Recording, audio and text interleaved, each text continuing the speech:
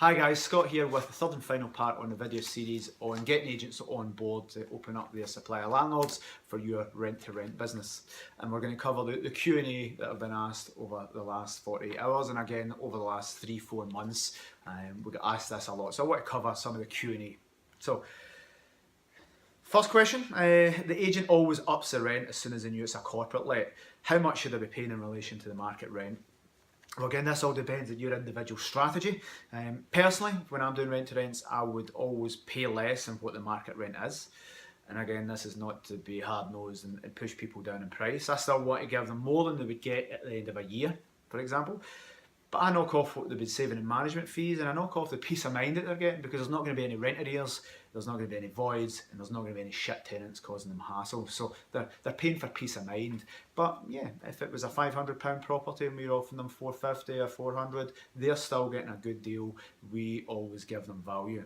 So the automatic assumption that the agent can charge more and the landlords can charge more just because you're making money, then forget about that. Go for less. They're buying peace of mind. If we offer a landlord 3 years guaranteed rent, no voids, no hassle, they get the rent regardless of what we do with it, then they're paying for a product there, and they should be getting charged a premium for that. We should be paying them more money for the privilege of saving them time, hassle and stress and making them more money. So you need to bear that in mind as a strategy. Now, you don't want to hammer landlords down, because we'd mentioned in the last email, they need to be on board or else they'll start resenting you. So still give them good money. But if an agent is wanting their cut as well, well, you know what, you can pay the market rent, and it's then up to the agent. So if I rent 600, you say to the agent, I'll give you 600.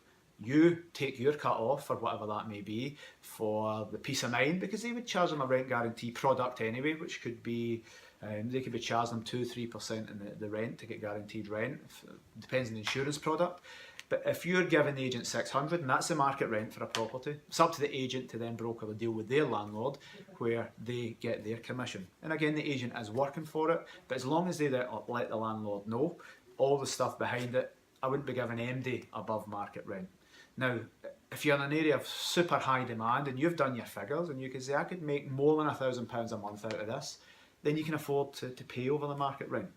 If you've done your research and you know that that's going to have the reasonable levels of occupancy for your break-even point, then you can pay whatever you want, because as long as you know hours, I won't touch it unless it makes a minimum of, say, 600 quid a month. I wouldn't be paying an agent 200 quid or 300 quid to make less than that. But if I knew I was going to make £1,000, as long as it's within my projections and my business plan, you can pay the agent a bit more. But don't automatically assume that the agent needs to charge more because you're earning more. You're giving a lot of value here, and it's a 50-50 relationship. It's not them giving you and doing you a favour.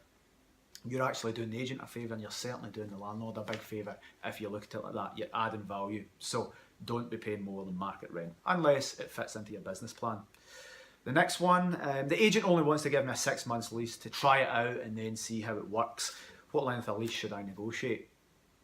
Well, never ever take a 6 month lease. Listen, you're absolutely wasting your time. 3 main reasons never to just take a 6 month lease in this strategy. One, most of your bookings, if you put it on tomorrow, most of your bookings might be for 6 months in advance. It's going to have a period where this kicks off. So I'm recording this in March. If I had to put one on, I know I'd get bookings for Christmas and New Year. My bookings would be gone. I can't take bookings when I don't know I've got a property in 6 months, because I need to cancel them. It affects my ratings online, it affects my reputation. So I can't take bookings unless I've got a solid lease in place. So a 6 month lease is just a waste of time. The one exception to this is if you're trialing it and you just want a little trial run and you're finding your feet and you don't mind just breaking even in this strategy. But 6 months, never. Second reason not to take 6 months, your setup costs might just be getting paid off. I mean, if you've got a nice flat in the West End or city centre, or wherever, a nice cottage, it might take you 6 months to pay the furniture off if it's an unfurnished property. By the time you get every little, 3 sets of laundry, high quality laundry, bits and pieces, get everything up and running, then you could be saying 6 months before you pay off your initial startup costs. So pointless doing that. You might as well save the time and effort and money and do something else with it. So reason number 2 not to take 6 months. And 3, you've got 6 months, there's nothing to stop the landlord not renewing that or the agent not renewing it and just taking over your property and implementing what they've already seen you do. It doesn't take a lot to see online. They already know your pricing strategy. They just don't renew it. They're going to phone you, how are you getting on with that? Yeah, it's great, I'd love to renew the lease. Well, listen, how great's it going? Yeah, no, it's great, I want to take the lease, and we'll even pay an extra £100 a month, you know, it's going that well. As soon as they hear that, they can pull it, set it up themselves. So me personally, I like a 3-year lease. Gives me a chance to test it, maybe with a 6-month break clause on our end, just in case the market changes. But you certainly don't want a 6-month lease. It's suicide, and it will cause you a lot of hassle. So if an agent's insisting on it, then tough. They don't get it. It's negotiations. It's not for them to insist on it. If you don't want, if it doesn't work for you, you walk away from that deal. But never take a 6 months. A year, possibly, but bearing in mind there's a lead time for these bookings coming in, so even a year's a bit short. It needs to be a 2-year, 3-year strategy in my mind. And again, these are only my opinions. Next question relates to council tax. Landlords are used to tenants paying their own council tax. How do we convince them to apply for business rates? And is it illegal to run a business from a residential premises? Is it illegal? It depends on the insurance. It's up to them to sort the insurance. So again, they need specialist insurance. When it comes to council tax, you want to be doing this yourself. You need to make it as easy as possible. If you're asking your landlord to do all this and change it and apply for business rates, then it's causing a hassle. So we do it all. When I'm doing rent-to-rents, we do it. The councils will do their own thing. They do their own checks. The check's actually been operated as a short-term lettings unit or self-catering apartment, I think the councils call it. They'll do the checks to make sure it's online. They'll ask you about occupancy levels, it meets the criteria, and you can apply for it. The same as if you are a tenant, you're responsible for the council tax. So effectively, we're doing rent-to-rents. We are the tenants, despite not staying in it. So take that hassle and stress away. But again, you need to tell the landlord, by the way, I'm going to change this to business rates and not council tax, and we'll revert it when we move back. So you do all that, or get your agent to do it if it's via the agent. But don't give the landlord the hassle of that, because if it goes wrong, then it's their responsibility and you're out of the picture. But it's your responsibility to do it as the tenant. So that's pretty easy. We're talking power cards and gas cards next. We're about to take over a rental property where there are power cards for the gas and electricity. Again, how do we convince the landlord to switch to main supply? Topping up credit is not an effective way to run a serviced accommodation business. Well, you're quite right. We've got one, we just can't change the meters for some reason. They just won't do it. It's going to cost us £500. Whoever's managed to change them over and many others, this one just won't do it. It's a hassle. I've got tenants in there for a month. I need to keep going and topping up electricity, and because it's meters, it's very expensive. So if you do have any prepayment meters, get them changed. Even if you have to pay a couple of £100, it's definitely still worth it. But if the landlord refuses to, then the landlord really needs to get a grip. It's 2016. They need to give tenants choice. So landlords insisting that it's prepayment meters turns a lot of tenants away for the normal residential market. I would never rent a property to live in with prepayment meters. I'm too busy. I'm going to get home every single week and my electricity and gas has went off. I would never do it. It's for people on low income that are bad in budgeting. So yeah, I would make it a condition of you doing the rent-to-rent in that property that they take over, they get it changed. So if it's an agent, your agent will do all the hard work for you. We do it as an agent, but I would never rent a property personally with another agent and then go to the hassle of changing the utilities over. You don't need to convince them to change it. They either do it or they don't, and you move on to somebody else's property.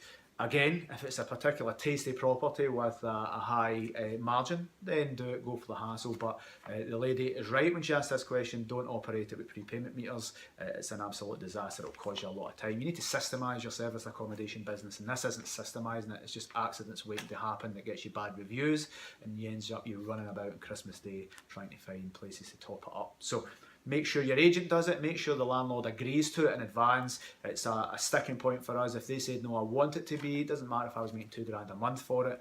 £2 a month's not worth the hassle of running about putting gas and electricity into meters. It's just crazy. So make sure they do it as part of the lease and insist on it. The next one, we are moving on to key boxes. How to handle neighbours or factors in a block of flats where a key box is added to the front entrance or outside another relevant flat. So obviously anybody in the industry knows you pop a key box on means you can do remote move-ins and check-ins. You don't need to be there. You just give them the code the day before and they move in. So boxes are traditionally stuck to walls near where the door is, and you tell the tenant where the key is so you don't need to physically be there, and I'm sure everybody gets that. What happens if there's a problem here where neighbours are going to kick up a fuss, or do you think the factors might kick up a fuss? Well, I've got a good saying, it's not a problem until it's a problem. And this might be a problem in people's heads, and I've been there thinking, well, I'm going to cause offence, or some nagging owner-occupier is going to be on my case for putting it there. But you know what, until they actually are, it's not a problem. This might be in your head. If you imagine carers, so if somebody's in a wheelchair and has a carer going in, nobody's going to blink an eyelid that there's a box there. What are you putting that box there for? Well, it's for the disabled person or the elderly person. Cool, I don't have a problem with that.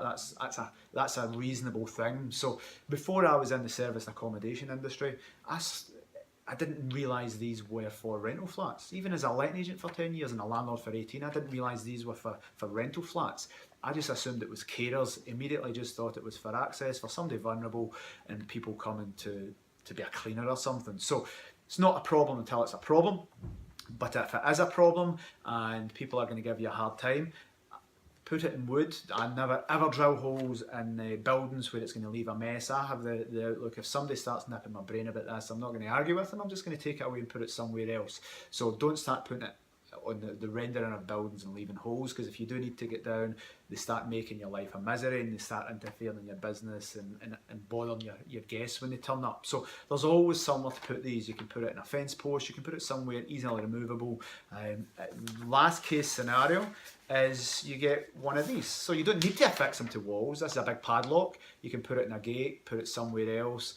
We can even put a hook somewhere and attach it to that. So this is a different solution that means you're not going to upset people. I might have scoped out 30 or 40 different service accommodation units for rent to rent.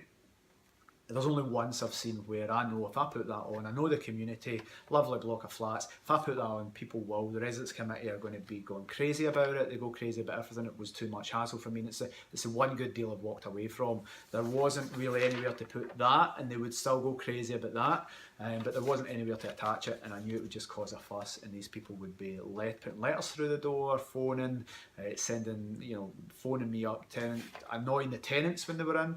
For me, it wasn't a good strategy. So in the very small chance that you can't fit a key box, then you might just need to walk away from that deal or make other arrangements.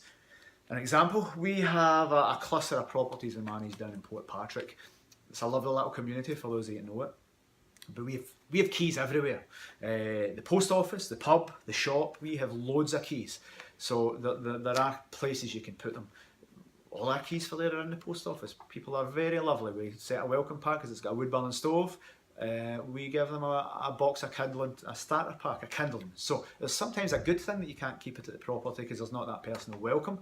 But we always get people to pick it up from the post office in Portpatrick because they get their little welcome pack of cool stuff that creates a great first impression. If it's later on, then it gets put at the pub, which is fine. They can get in for a pint, still welcomes them to Portpatrick, they'll get a free drink on us, we settle the barman up at the end of the month. So there's ways around it, it's never an insurmountable problem, but work it and it might work to your advantage. So I think that's pretty much it covered. We're over 10 minutes and I want to keep these videos. So this is the third of 3. I've covered most of the questions that I got that I can cover in a reasonable amount of time. So I hope that helps, and thank you very much for watching. If you do have any other questions about service accommodation or the management of service accommodation, just email us through at info@pillowpartners.co.uk and a member of staff or myself will try and deal with that for you. Thank you for your time.